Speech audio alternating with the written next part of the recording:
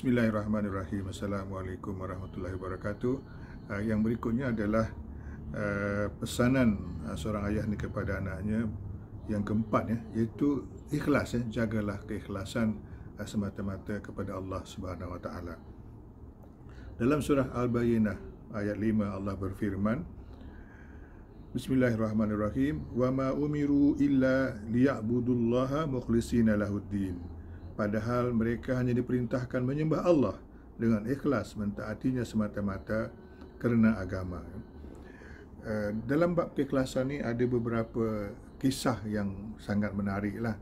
Pertama ialah Khalid bin Walid. Dia ni seorang panglima perang yang memang hebat lah.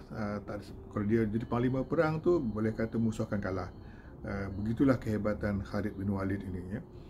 Tapi apabila dia ditukarkan sebagai panglima jadi tentera biasa oleh Umar bin Khattab, dia ikhlas, dia tak ada rasa macam dia disisihkan, pasal dia tahu perjuangan semata-mata pada Allah. Kedudukan tu bukanlah ukuran, tetapi keikhlasan dan kesungguhan tu adalah lebih daripada itu.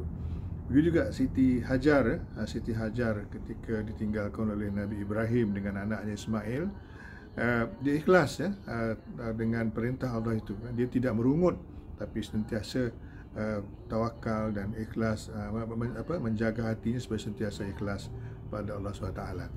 Dia sehubungan dengan ikhlas ni ada seorang pemuda di Mekah yang nak mengawini seorang perempuan, namanya Ummu Qais. Dan dia hijrah pasal semata-mata nak kahwin dengan Ummu Qais.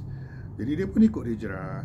Jadi apabila Rasulullah tahu yang dia hijrah tu bukan kerana iman dia, tapi kerana nak kahwin, itulah timbulnya Rasulullah mengeluarkan hadisnya, ucapannya yang famous sampai hari ini, innamal a'malu binniyat, kan, sungguhnya amal itu bergantung pada niatnya. Jadi macam pemuda tadi nak kahwin dengan Ummu Qais tu, dia tak dapatlah pahala hijrah, dia dapat kahwin ajalah dengan perempuan yang dikasihinya.